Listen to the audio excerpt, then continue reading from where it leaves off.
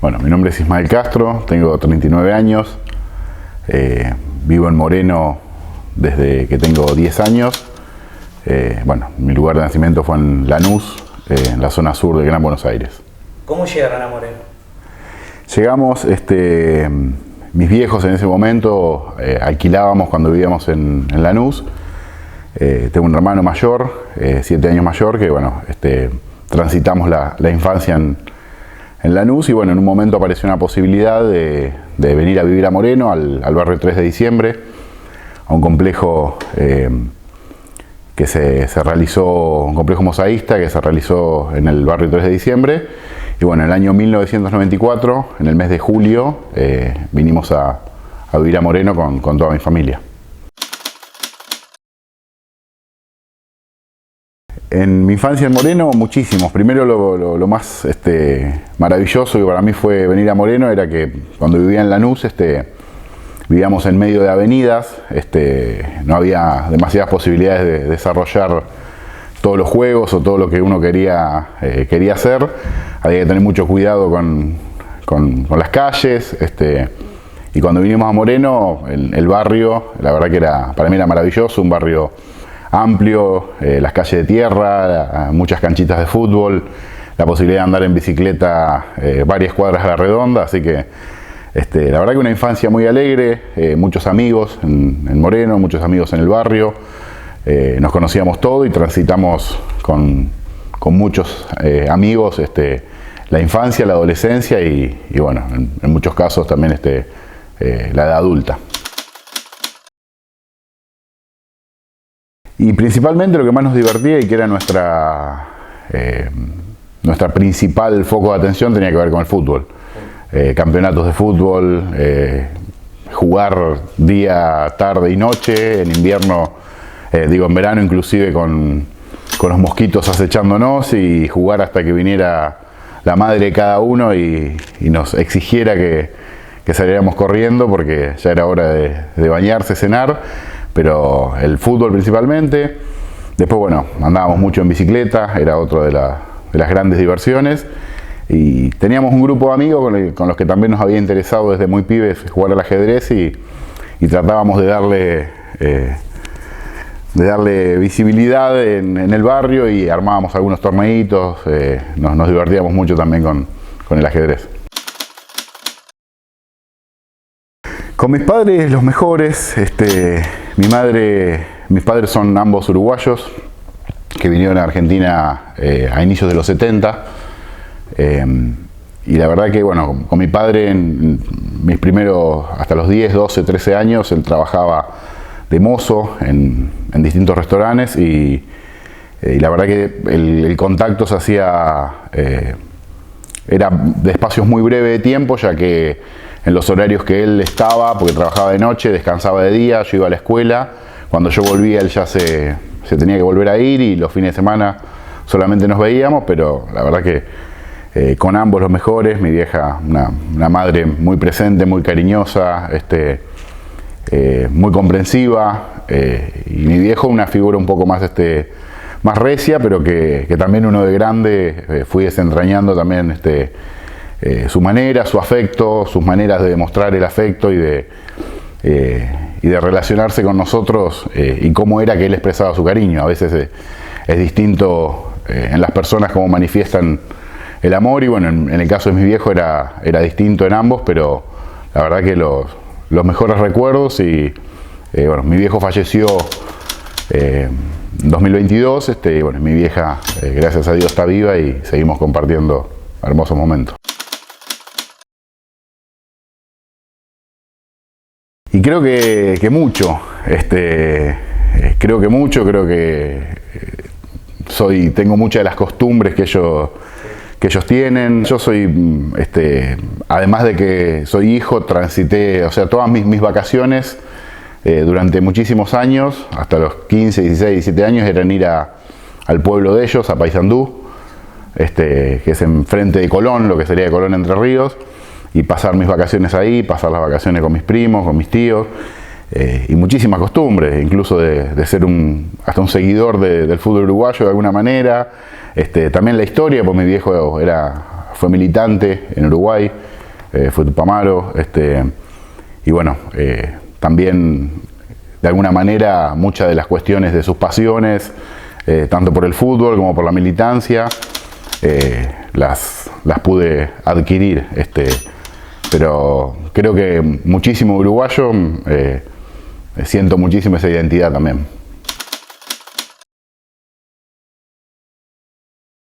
Hicimos bastante. Sí, hicimos la mayor creo que fue una vez que hicimos alguna maldad con una bombita de olor, que en su momento estaban muy de moda esas cosas. ¿Cómo la preparaba la bombita? No, ya venían armadas, y bueno, nos divertíamos largándola en algún patio de alguna vecina, cosas que después, cuando se dio a la luz que éramos nosotros los que veníamos haciendo ese tipo de cuestiones, la reprimenda fue muy severa. Y merecida. Y muy merecida, en realidad no tan severa, pero sí muy merecida. Tenía muchas, principalmente quería ser delantero, quería ser jugador de fútbol. Esa era como mi principal voluntad. Hice todo lo posible dentro del talento que uno podía tener, que bueno, a la vista está que no era del todo suficiente. Principalmente quería ser jugador de fútbol, después me interesaba mucho la lectura, siempre fue algo que después cuando vi que lo futbolístico tal vez se tornaba muy difícil y que también implica un sacrificio muy grande, y dejar muchas cosas en la adolescencia, cuando vi que no iba hacia ese lado, no tenía muy claro qué quería hacer, pero sí sabía que era lo que me gustaba y que tenía que ver con lo poco que también en la escuela había cosas que nos gustaban más o menos. Entre lo que me gustaba más tenía que ver con las ciencias sociales, tenía que ver con la historia, que desde chico me llamaba la atención. Me disfrutaba mucho cuando íbamos a Paysandú, que cruzábamos por Colón y pasábamos por Entre Ríos. Incluso ir al Palacio San José en Concepción del Uruguay. Me llamaba mucho la atención las cuestiones históricas, averiguar. Y desde ahí en que empecé a pensar en dedicarme a estudiar cuestiones que tuvieran que ver con las ciencias sociales, particularmente con la historia, con la ciencia política. Pero mi primer sueño era ser futbolista. Por un pequeño espacio de tiempo también quise dedicarme al ajedrez, pero pasó lo mismo que con el fútbol, quedó como un hobby solamente, que hasta el día de hoy sigo practicando, pero de manera informal. Mi primer trabajo fue en una imprenta en Capital Federal, apenas terminadito la secundaria. Teníamos que ir a repartir revistas de una editorial, en realidad que una editorial que tenía una imprenta, y teníamos que salir a repartir las revistas a distintos edificios. Y bueno, cuanto más pudiéramos evitar el colectivo, pero hacerlo a su vez en el margen de tiempo que nos exigían que llevemos las encomiendas, eso nos permitía tal vez ahorrarnos 25 o 50 centavos de un colectivo en ese momento. Y ese fue como mi primer trabajo, de aprender a andar a las corridas, de aprender a combinar algunos colectivos en el centro, que para mí era un mundo totalmente nuevo. Si bien había ido al centro, pero no conocía ni de cerca las combinaciones de subte, ni de cerca las líneas de colectivos, todas las redes que existen. Y bueno, mi primer trabajo tuvo que ver con ese reparto, pero duró muy poquito tiempo y fue mi primera experiencia de salir al mundo real.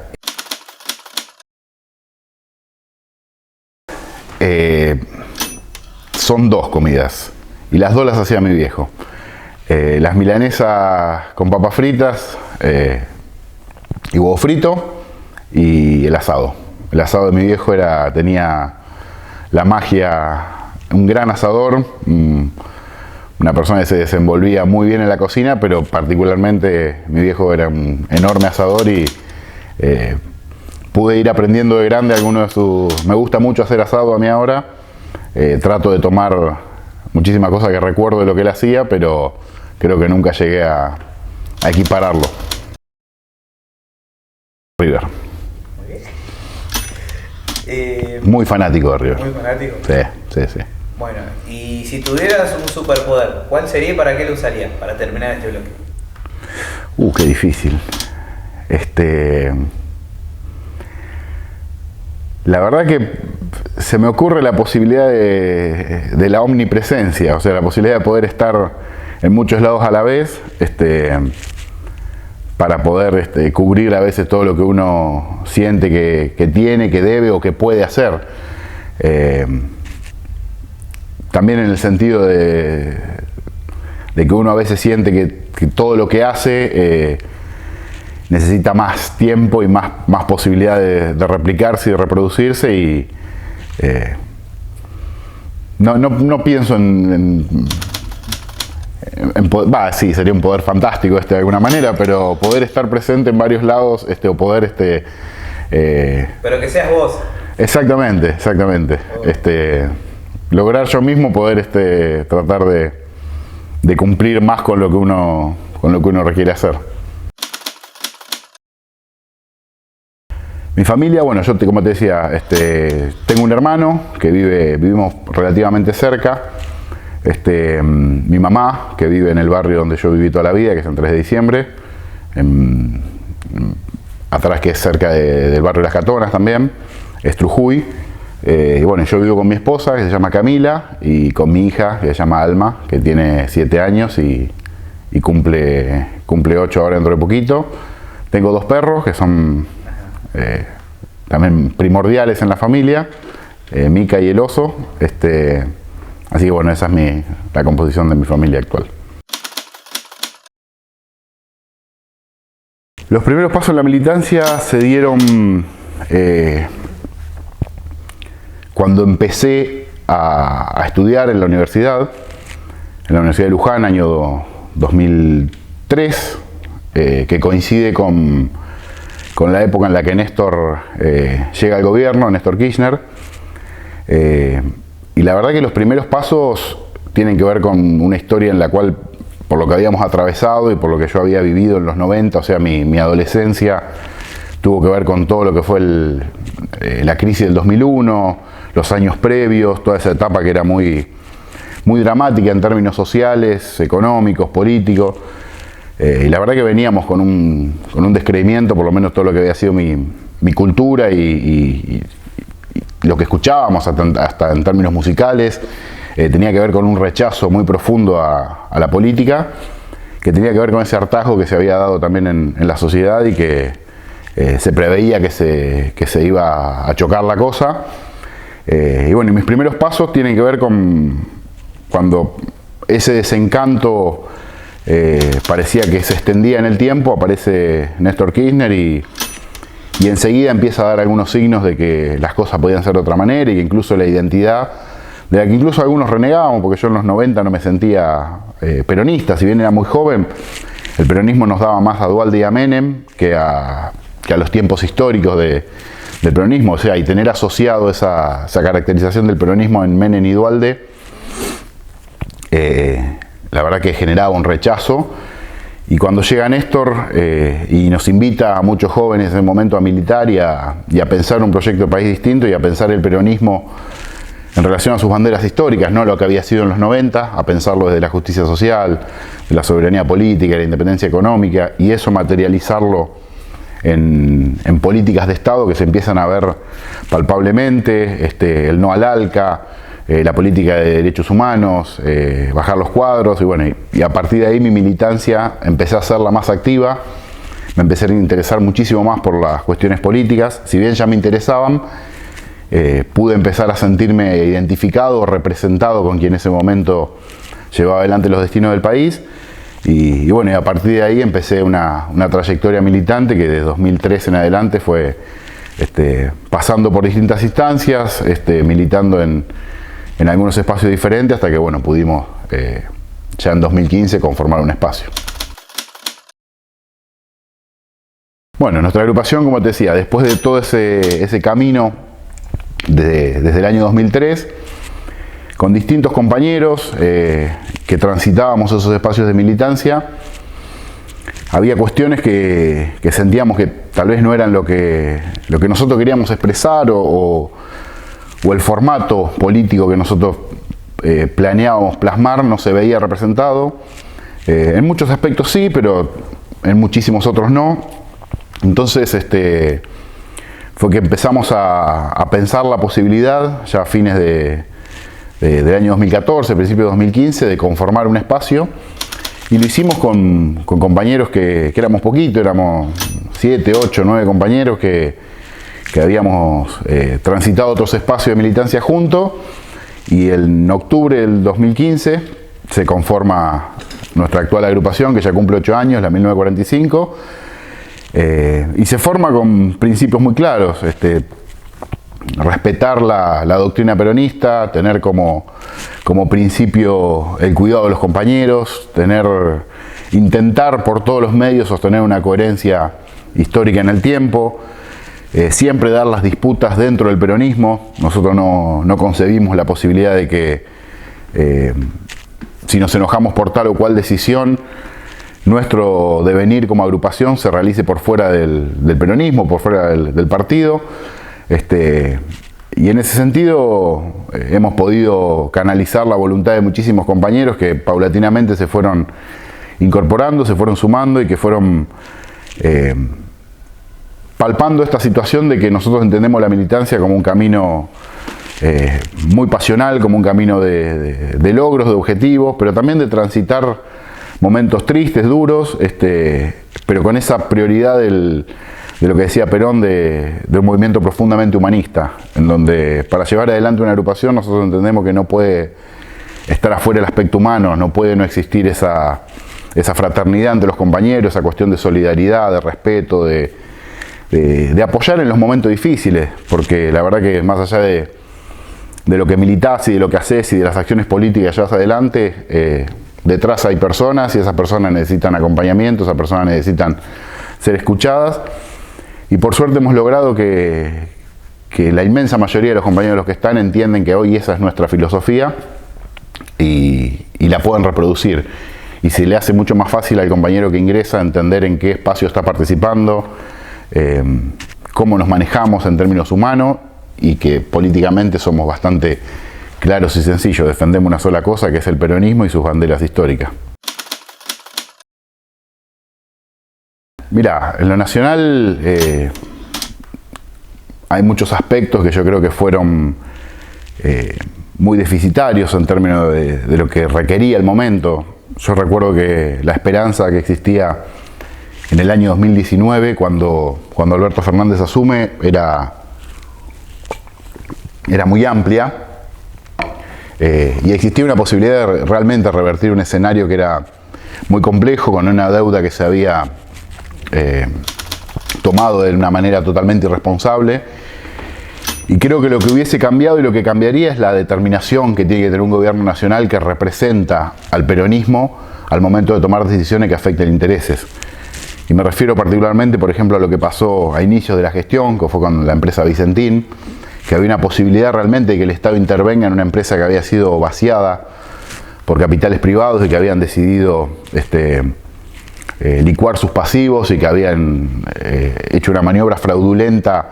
muy gravosa, y que el Estado tenía la posibilidad de recuperar una empresa testigo para el comercio exterior, que hoy es uno de los grandes problemas que tenemos, no tener la capacidad de controlar el comercio exterior, de fiscalizar las operaciones de tercerización. Hubiese cambiado la política en relación al fin de las concesiones de lo que hoy se llama la hidrovía, que es el río Paraná. Hubiese tenido, me parece que este gobierno necesitó tener una política mucho más clara en materia del acceso de la población a los alimentos, en la contención de las políticas inflacionarias que no son más que un Estado presente y poniendo los límites a las grandes empresas para que hoy la gente no padezca pagar un kilo de carne a precios siderales, ni que llegar a fin de mes se transforme en una odisea. Creo que lo que faltó, para resumirlo en términos nacionales, es una fuerte decisión política de gobernar en favor del sector mayoritario, que es el pueblo trabajador. Hubo mucho diálogo, se intentó por todos los medios dialogar con quienes no tenían intenciones de dialogar, sino de sacar la mayor tajada de beneficios, y eso hizo que hoy lleguemos a esta situación. O sea que lo que hubiese cambiado fue la manera de llevar adelante la política, tanto económica, tanto social, tanto productiva, tanto del comercio exterior, que me parece que en ese sentido el gobierno tuvo enormes fallas y que nos conducen a esta situación actual.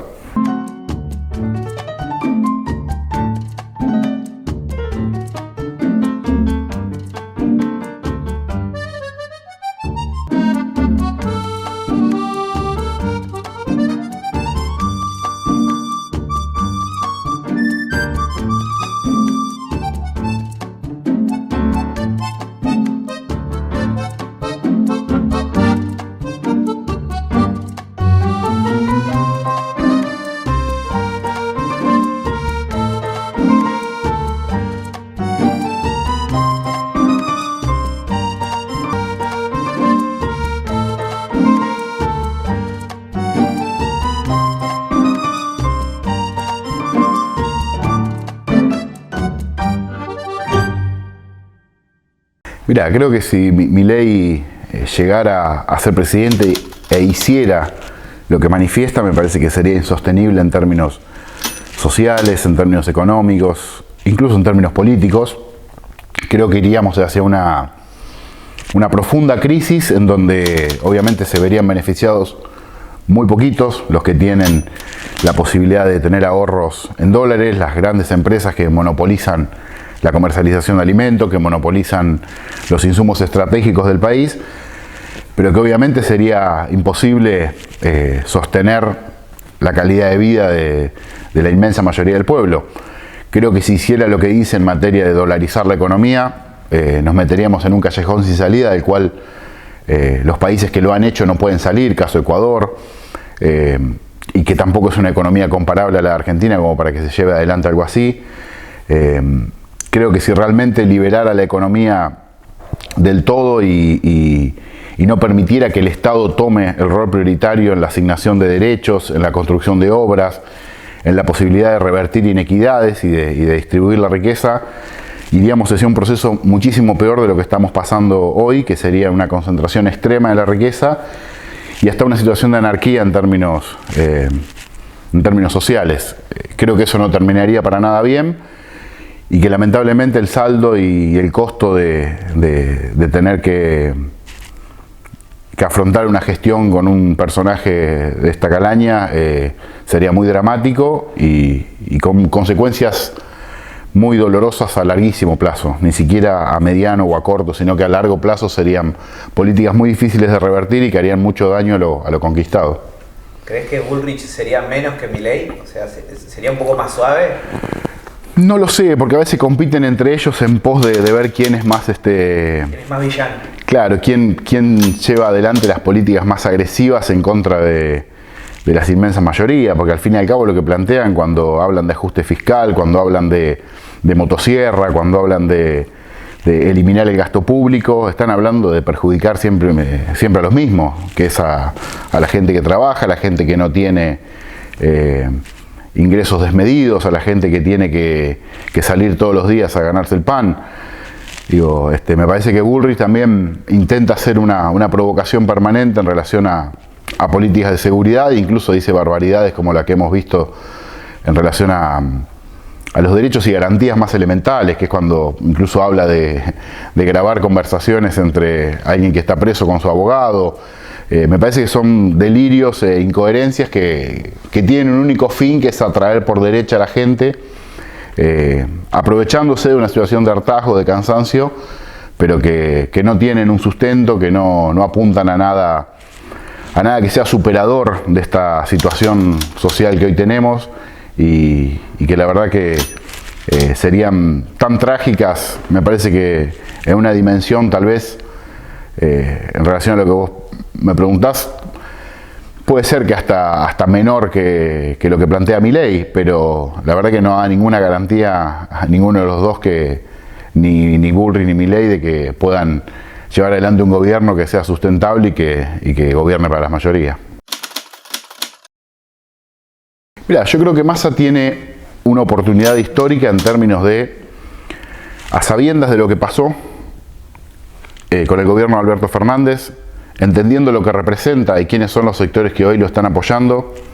y quiénes están del otro lado, lo que decíamos recién, Bullrich y Milei, creo que Massa entiende que tiene una oportunidad histórica. Después, obviamente, ceder o no ante las presiones que hicieron que este gobierno fracase va a ser una decisión que va a tener que llevar adelante, pero yo creo que Massa, si hay algo que tiene, es una capacidad de entendimiento de las necesidades políticas muy claras.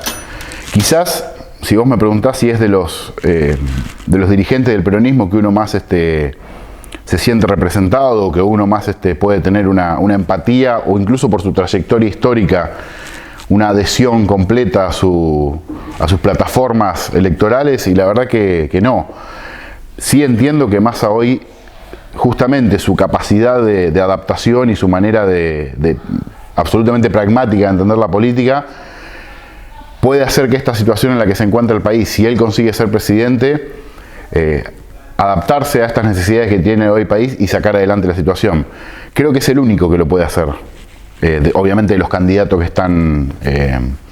vigentes, creo que es el único que puede sacar adelante el país con un proyecto de desarrollo, con un proyecto de industria, con un proyecto que venga a priorizar los intereses de las grandes mayorías, y que obviamente después la segunda etapa de eso va a ser si Massa realmente está decidido a hacer transformaciones de fondo, que tienen que ver con muchas de las cuestiones que hablábamos anteriormente, que tienen que ver con cómo trastocar o cómo modificar resortes de la economía fundamentales, que ahí creo que van a quedar para una segunda etapa de un gobierno de Massa, en el caso de que fuera presidente y en el caso de que pudiera, primero que nada, estabilizar la situación que tenemos hoy, de una inflación altísima, de variables de pobreza y de indigencia muy altos, y de una situación de una fragilidad económica por el acuerdo con el fondo que se necesita revisar y reconsiderar para que el país pueda tener viabilidad. A Sergio Massa, obviamente, es la única alternativa que existe hoy para salir de esta crisis, y que la salida de esta crisis no sea una caída al abismo o volver a lo que ya tuvimos, que es el macrismo, que nos dejó lo más profundo de esta crisis que hoy atravesamos, y te diría lo más sustancial, el 90% de lo que representa esta crisis actual que hoy tenemos, se lo debemos a la política del macrismo, se lo debemos a su política de endeudamiento feroz, se lo debemos al descalabro económico que hicieron con todas las variables, y que hoy el único que puede solucionar esta crisis es Massa.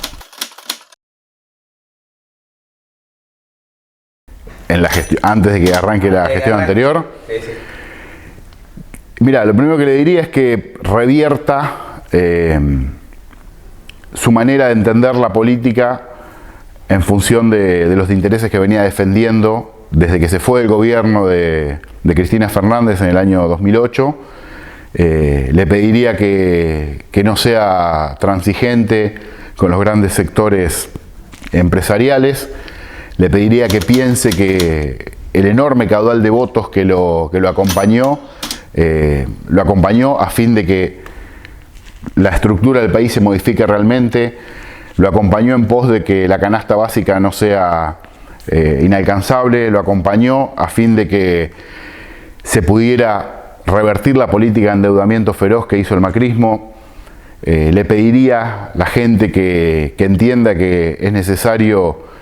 ponerle límites a los especuladores, y que realmente considere que llegó al gobierno porque el macrismo había hecho todo mal, y que continuar con políticas de ese estilo nos iba a llevar a una situación parecida o peor, y que incluso si este gobierno fracasaba, corríamos un serio peligro de que la ultraderecha avanzara y se constituyera como una alternativa seria de poder, que hoy es lo que pasa. Dos alternativas de la ultraderecha son opción de poder y el descreimiento que generó el gobierno de Alberto Fernández al no llevar adelante medidas que beneficien a los sectores populares hizo esto. Lo que le diría es que no haga nada de lo que hizo, o que el 90% de lo que hizo después no lo hiciera.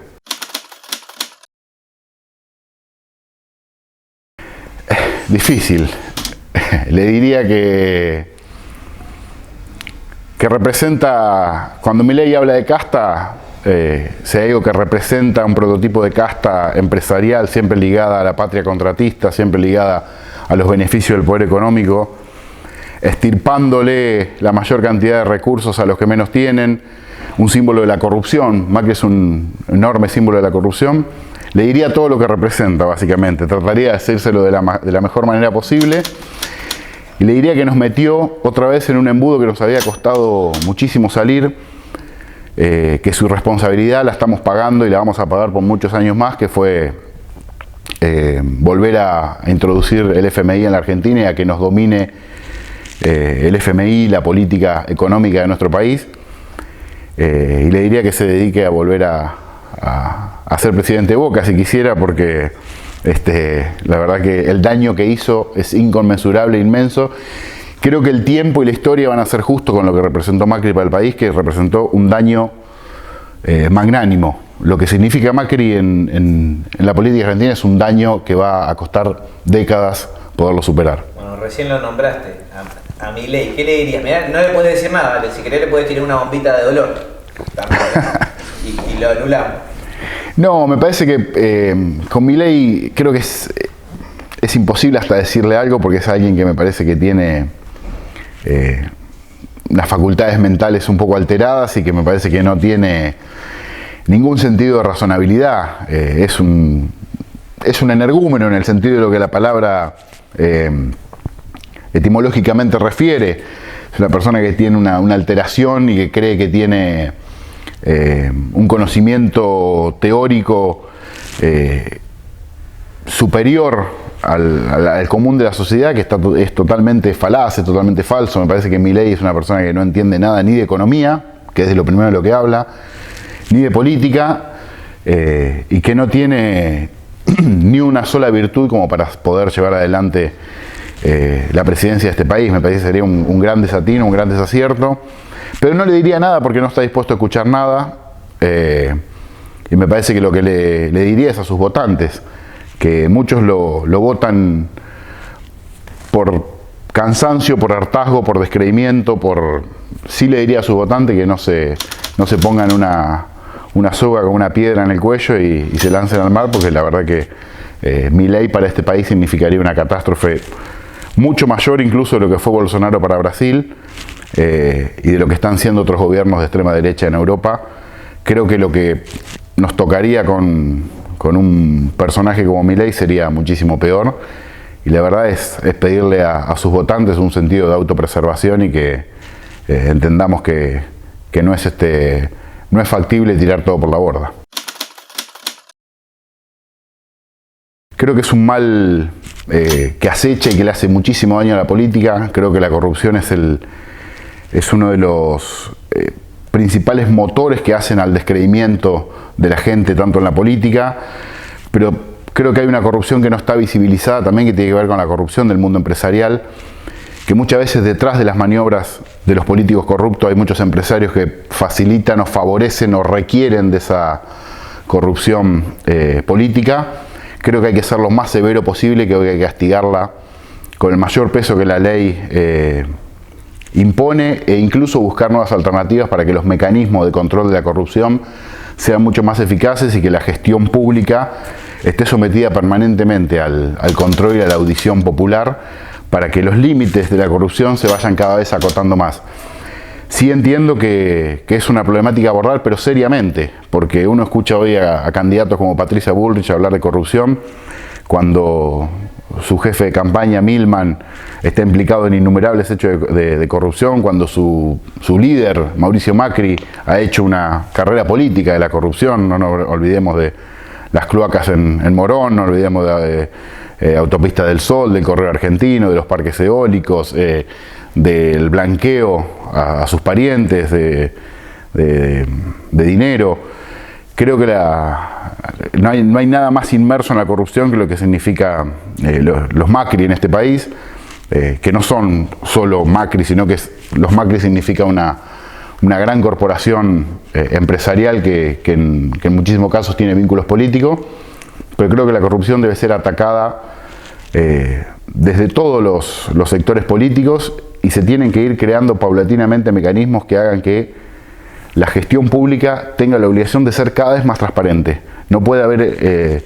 herramientas que ya estén obsoletas para controlar la corrupción. Tienen que ir adaptándose permanentemente a fin de que se limite lo más posible, porque es inaceptable moralmente y es una de las razones principales por las cuales el descreimiento político avanza. En Moreno creo que está clarísimo que después de 4 años de gestión, en donde creo que todos los que vivimos en Moreno desde hace mucho tiempo, entendemos que hubo muchísimas gestiones, que algunas tuvieron mejor desempeño, otras no tanto, pero que nunca se había logrado materializar un proyecto de gestión que diera los resultados que dio la gestión de Mariel Fernández. Y no me refiero solo a la infraestructura, que ha sido muy importante. Hoy tenemos una cantidad de calles que han logrado ser reparadas y que han logrado ser transitables y con la posibilidad de que la gente tenga acceso al colectivo, a la ambulancia, a poder desenvolverse con mayor facilidad en los barrios periféricos de Moreno, sino que también tiene que ver con las luminarias. Pero además de todos los aspectos de infraestructura, yo siempre resalto que hay una gestión que ha logrado dar algunos pasos más. Además de un Estado presente y que gestiona en pos de que los vecinos tengan acceso a derechos y a los trámites que tienen que hacer con la municipalidad lo más cerca posible, se ha logrado hacer algo que es muy importante y que va a quedar en el tiempo y que tiene que ver con la posibilidad de capitalizar el Estado. No solamente hacer reparaciones, arreglar calles, sino que el Estado tenga la posibilidad de hoy tener, por ejemplo, asfalteras que le permitan ir recuperando lo que normalmente se puede ir dañando con el tiempo y con el correr de las obras que se van realizando. Hay obras que se van dañando, el Estado se va capitalizando. Se realizó una política industrial muy fuerte también, que ha logrado tener enormes resultados en materia de erradicación de muchas empresas. Y principalmente esto se da como conjunción de un proyecto político que involucra a muchos espacios del peronismo, que entienden que el modelo de gestión tiene que ser que entiende que, a diferencia de lo que pasó a nivel nacional, con las empresas que en lo local venían generando hace muchísimo tiempo un rédito enorme para sus arcas, pero no en favor del pueblo, como por ejemplo la empresa El Trébol, que se rescinde ese contrato y que hoy haya una empresa, una cooperativa que logra llegar a muchísimos más barrios, prestar un servicio más eficiente, más eficaz, con un costo muchísimo menor. Ese es el modelo de Estado y de gestión local que nosotros como peronistas entendemos que tiene que prosperar y que tiene muchísimos desafíos por delante, que tiene que ver con también pensar la política de transporte que se viene en el año 2026, en esa misma línea, en esa misma sintonía con lo que fue con la empresa El Trébol, y que tiene que ver con priorizar siempre los intereses de la mayoría de los bonaerenses para que podamos transitar de una vez por todas un camino de crecimiento en Moreno, después de tantos años de gestiones ineficientes, de gestiones ineficaces. Hoy